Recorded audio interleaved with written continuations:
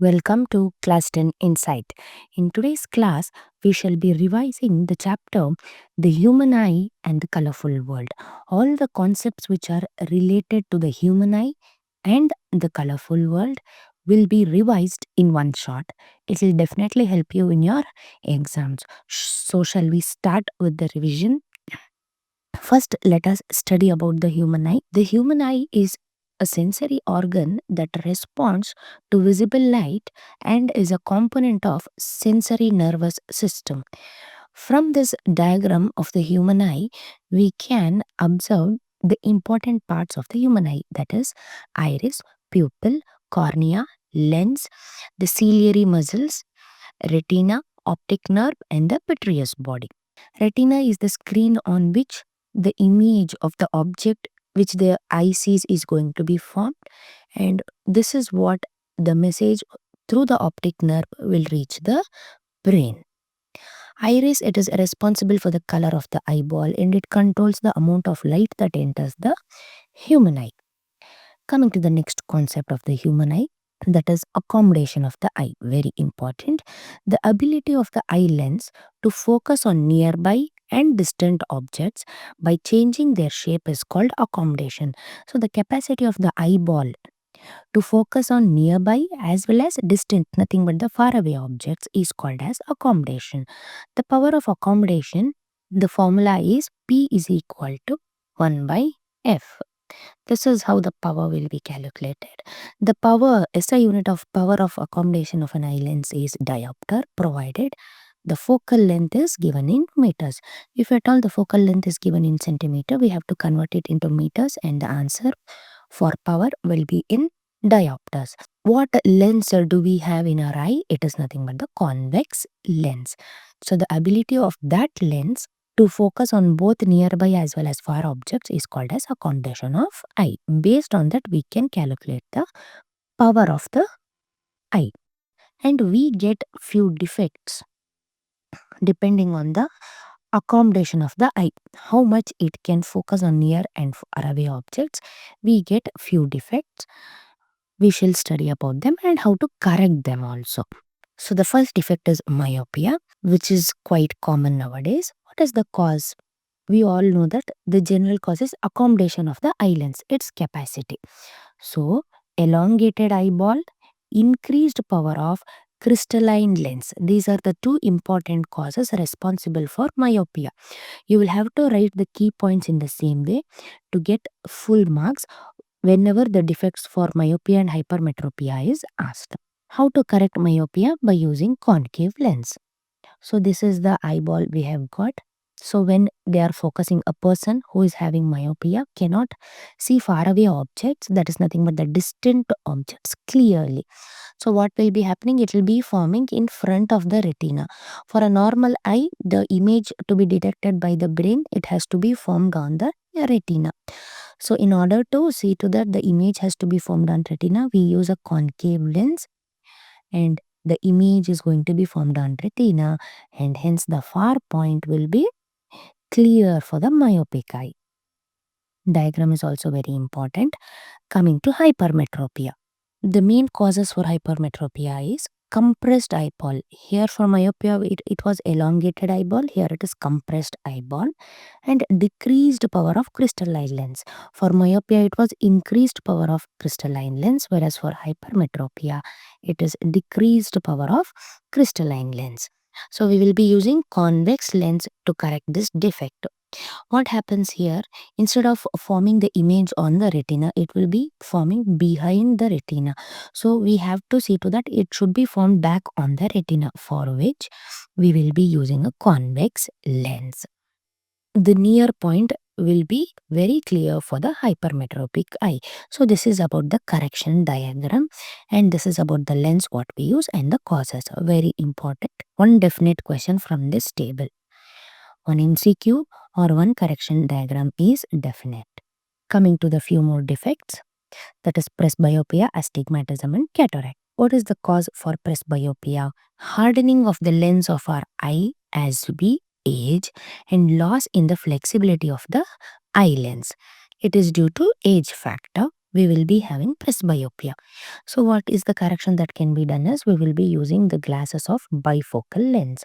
The upper component for distant vision and lower portion for reading. This is for distant vision is myopic correction. Lower portion for reading means that the reading lens, that is for hypermetropia, where the near object will be focused clearly. So this is due to age factor, hardening of the lens and loss in the flexibility of the eye lens.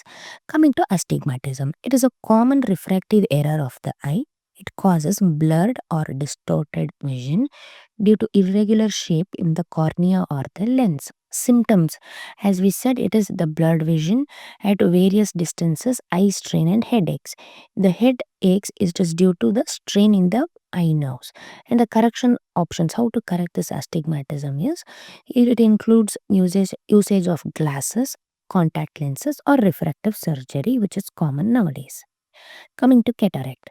Cataract makes the eye lens cloudy, blurring vision, which is common in older age. This is also an age factor.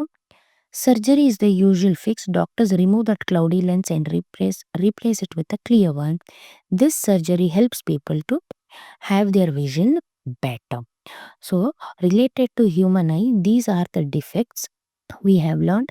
What are the causes? How is the correction done? Myopia, hypermetropia, presbyopia, astigmatism, and cataract. These two are age factors due to age, and myopia is common, hypermetropia is also common nowadays. So these are related to the human eye. And we should also know what is the accommodation of eye and the parts of the human eye. Now coming to the colorful world. With the human eye and the property of light, what are all the colorful things we are able to observe in the environment? So, in this chapter, we will be studying about the concepts related to scattering of light, dispersion of light, and atmospheric refraction. So, these three concepts are very important. So, first, let us start with scattering of light. Light scattering is the dispersion of light in different direction when it interacts with particles or irregularities in a medium. So that is the light is going to be dispersed in different direction, that is in a longer area, larger surface area. What is the reason? So as a result, what happens? Reddishness of the sun during sunrise as well as sunset, it is due to scattering. Then blue color of the sky, it is also due to scattering of light. That is nothing but dispersion of light in various directions, that is different direction, when it comes in contact with the irregularities in the medium. Coming to the Tyndall effect, very important. The Tyndall effect is the scattering of light. It is again a scattering of light by the colloidal particles, distinguishing colloids from true solutions. When light passes through a colloid, it scatters due to particles, making the beam visible. So Tyndall effect is nothing but the scattering of light again by the colloidal particles, which are going to be distinguishing colloids from true solutions. The example can be seen clearly when the light is going to pass through a canopy in a forest also. That is one of the main examples for Tyndall effect. So this is about scattering of light. So the red color of the sun during sunrise and sunset, and also blue color of the sky, it is due to scattering of light, which is very important. Coming to the next concept, it is dispersion of light. The phenomenon of splitting of white light into its component colors is called as dispersion of light. So this is the prism experiment, very important. It might be asked in MCQs or for 3-mark activity also. The colors of the spectrum include violet, indigo, blue, green, yellow, orange, red, nothing but the VIB-GIAR. Each color responds to a different wavelength of light. So when a white light beam, it could be natural sunlight also, when it is allowed to pass through a prism, it gets dispersed into its 7 constituent colors, and the order is, from here it is violet, indigo, blue, green, yellow, orange and red. This is the order we have to maintain. So this is how the spectrum will be formed. So this property of splitting of white light is called as dispersion of light. Our rainbow formation is also due to dispersion itself.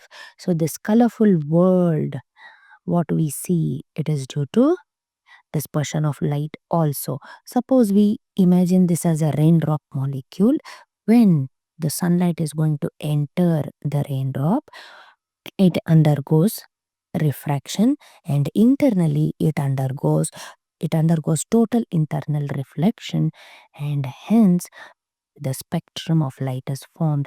The phenomenon involved in the formation of a rainbow are dispersion, total internal reflection, and refraction. So these three are the important concepts which helps for the rainbow to be formed. Next is atmospheric refraction. It is the bending of light rays as they pass through the atmosphere.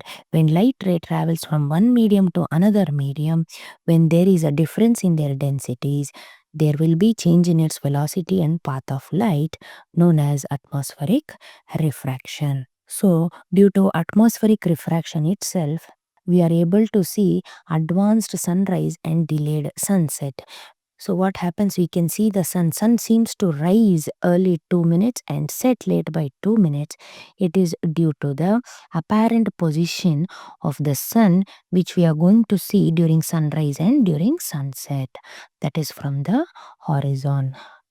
So these are the concepts we have revised in one shot. It will definitely help you in your exams, that is the human eye and the colorful world.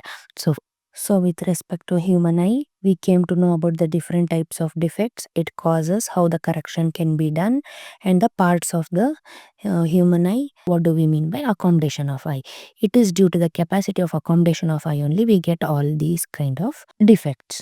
Then coming to the colorful world which we are going to see through our human eye, it is due to these three properties of light, that is refraction, dispersion, and scattering.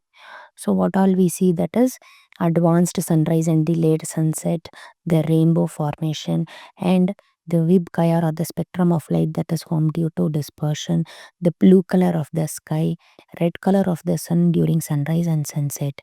It is all due to these three properties of light which we can see through our eyes. So the whole chapter is about these things which is revised in one shot. Hope the class was useful. Subscribe our channel for more updates.